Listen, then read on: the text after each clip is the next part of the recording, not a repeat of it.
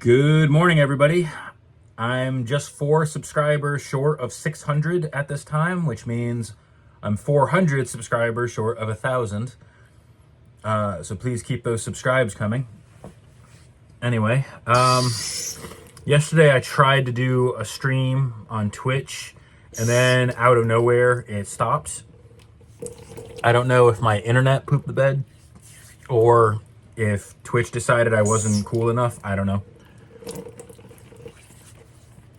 You never know. I know Twitch is a bit of a hot mess right now, but there's still a lot of people loyal to it. And right now, Kick is pretty much just a pot calling the kettle black. So Twitch is familiar. So I'm probably going to try to do a Twitch stream again. Although I might actually stick with a YouTube live stream. So I'm thinking I want to make stew, and I want to use beans. Not canned, but the hard beans, and I want to be able to, usually beans take about 4 hours to cook on the stove. And so I'm thinking of doing a cooking live stream for 4 hours, who knows. I'm going to play it by ear, but mainly the name of the game is making the food dollar stretch.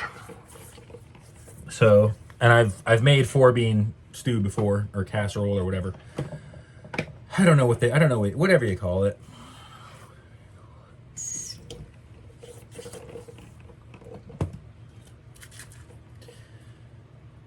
By the way, I'm not using Harry's today. I'm using this cheap stuff here. It's effective. Beggars can't be choosers at this stage.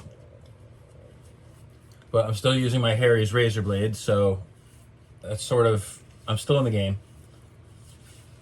All right, so this is kind of what I was talking about yesterday. The Twitch didn't save the stream. It just crapped the bed out of nowhere. And so I couldn't even post the stream on YouTube. So I'm going to talk about what I was talking about yesterday.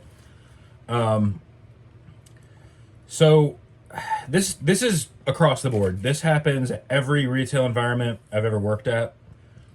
But it's definitely it definitely has gotten a lot worse recently. And maybe I'm only noticing it now. But, all right, customers. You should know how much money you have on you, either in currency or whether it's paper currency or electronic.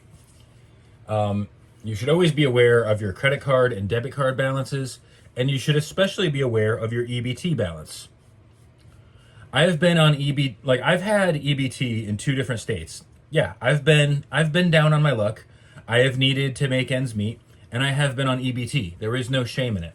And I don't care what you spend your EBT on. All right, I don't care what you spend your food EBT on. I've seen all kinds of abuses when it comes to the electronic benefits card. But it doesn't pay me at all to enforce those rules. I'm just a lowly cashier. I run my mouth, I lose my job. That's the equation. So I can't stop a customer from using their EBT on whatever. And my mentality is this: I don't care what kind of food you spend it on. All right, if your kid is having a birthday coming up, and you have EBT and you can use that to buy a birthday cake, absolutely buy a birthday cake.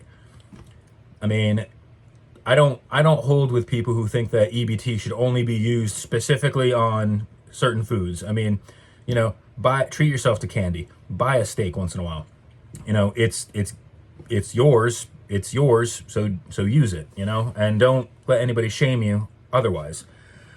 Where I draw the line with that sympathy is when people use their EBT cash benefits and yes, this has happened before. People were able to successfully use their EBT cash benefits to buy things like cigarettes and beer and other stuff. And I actually had a customer a couple of weeks ago.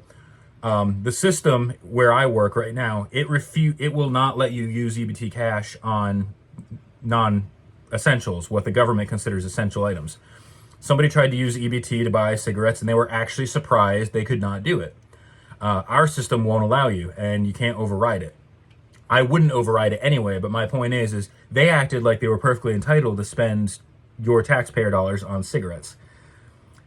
Since nobody needs cigarettes to stay alive, I disagree with using EBT benefits to buy cigarettes. Not only is it illegal, it's stupid. Like, cigarettes are, I don't care. Cigarettes are a luxury. Those are a luxury. Nobody needs those to stay alive.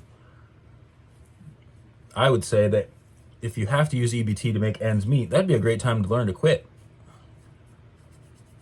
But that's just me.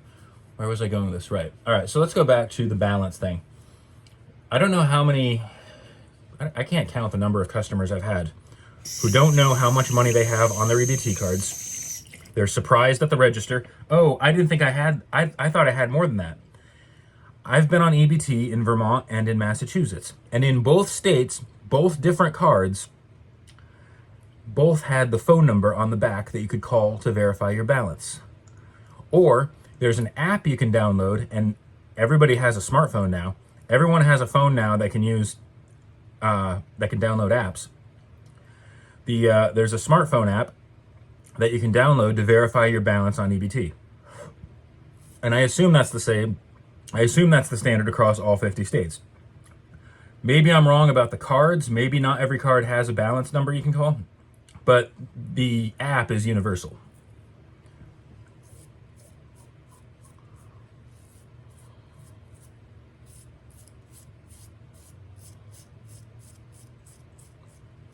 But it's not even just EBT cards. It's people apparently not knowing how much money they have. I had a kid in there the other day. Now, here's another thing. I don't know what your store is like where you work, but if a customer doesn't want their change, we can't leave it in the drawer because that'll cause our final count to be off. So we take the change out, we put it aside, and we use that to help people balance out their pay. Like, ideally, the change left behind by customers would only be used to, if a customer, if you have a total that's $3.01 and you only have a $5 bill on you, that penny would be used to keep you from getting a handful of change you don't need. Or if you have let's say your total is, if your total is $5.10 and you only have the $5, that change could be used. Like, I don't mind using that dime to cover the 10 cents you don't have. Where I think most people would agree we should draw the line at is, I don't mind using a quarter.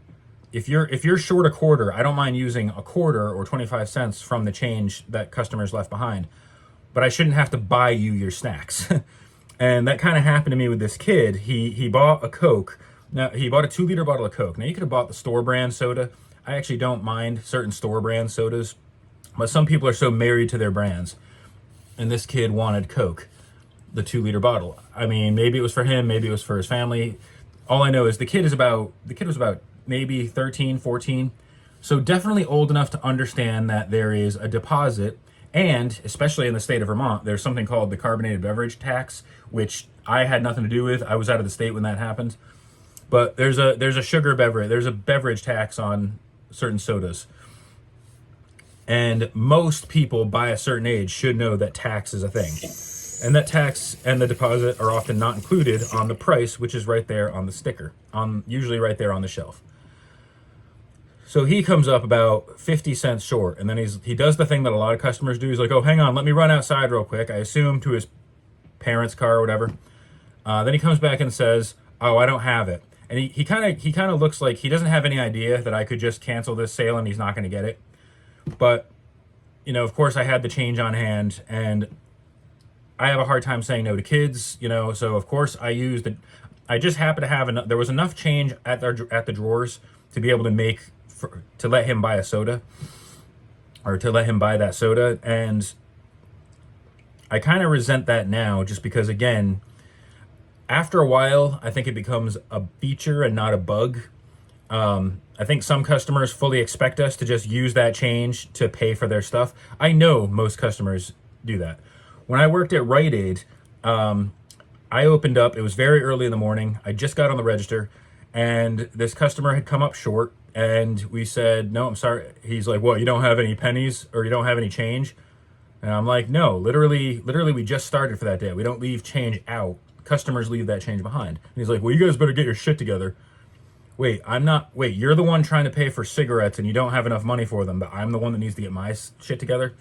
And that ties in with what I said earlier about the cigarettes, so that was a coincidence. But my point still stands. Like, I'm not here to buy you food. And the problem is, if enough of your coworkers have done that over the years, customers start to expect that. And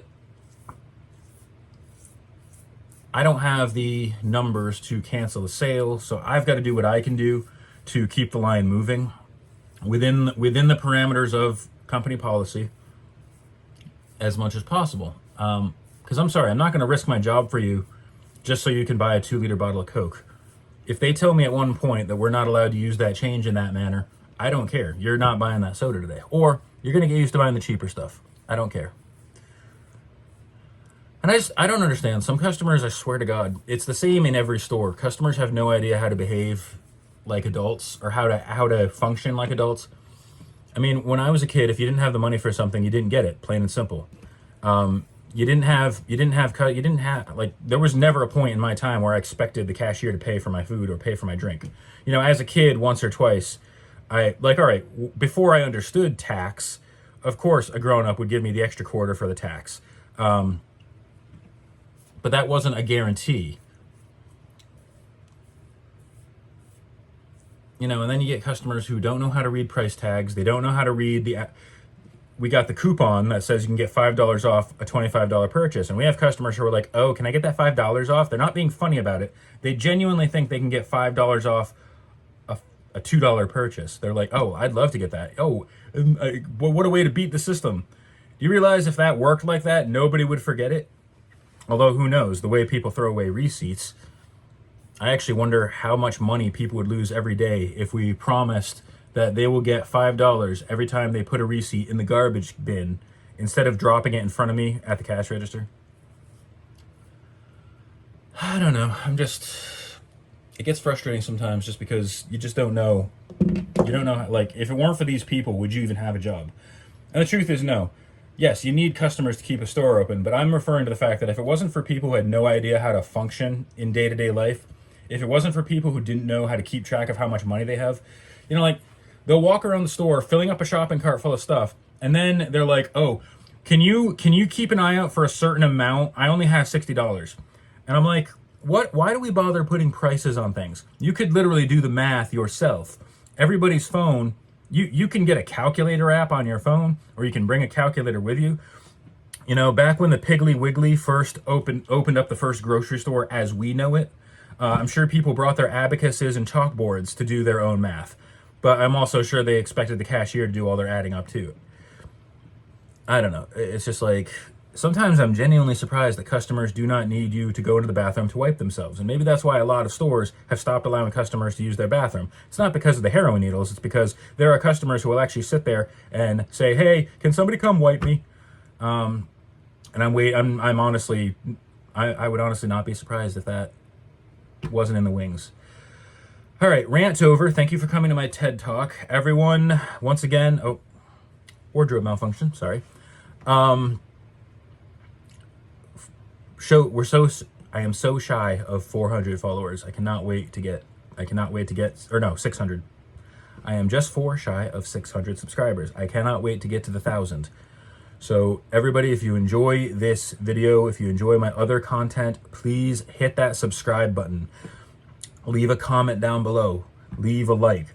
I'm trying not to get clickbaity with the photos, but, well, the thumbnails are getting me hits, so I'm gonna have to get a tiny bit clickbaity. Just a little bit clickbaity. I don't know. All right. Be safe. Treat each other with dignity and respect.